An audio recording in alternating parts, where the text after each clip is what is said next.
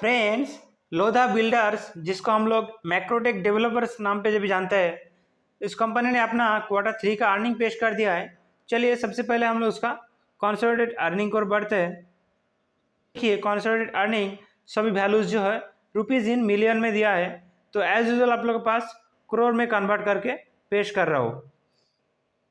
तो चलिए सबसे पहले हम लोग उसका टोटल इनकम कितना हुआ इस क्वार्टर में वो देख लीजिए। इस क्वार्टर में कंपनी का टोटल इनकम हुआ है 2958 करोड़ के आसपास। पिछले क्वार्टर में था 1755 करोड़ के आसपास। पिछले यार 1902 करोड़ के आसपास टोटल इनकम था।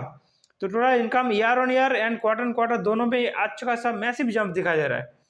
फिर टोटल इनकम के बाद कंपनी का जो एक्सपेंस हुआ है वो भी यहाँ पे देखिए। इस क्वार्टर में कंपनी का एक्सपेंस हुआ है 2198 करोड़ के आसपास। पिछले क्वार्टर में था 1485 करोड़ के आसपास और पिछले यार 1509 करोड़ के आसपास टोटल एक्सपेंस था। एक्सपेंस भी एज यूजुअल टोटल इनकम की तरह ही चल रहा है।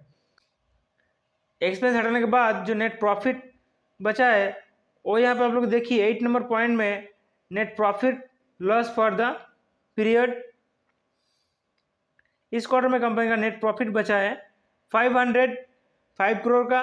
पिछले क्वार्टर में था 202 करोड़ का और पिछले यार 405 करोड़ का नेट प्रॉफिट था। नेट प्रॉफिट भी एज यूजुअल थोड़ा इनकम की तरह मैसिव जंप दिखाई दे रहा है।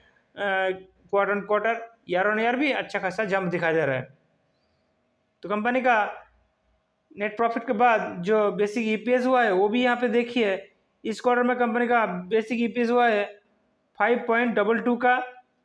पिछले क्वार्टर में था 2.09 का और पिछले ईयर 4.20 का बेसिक ईपीएस है। बेसिक ईपीएस भी एज यूजुअल नेट प्रॉफिट की तरह ही जंप दिखाई दे रहा है।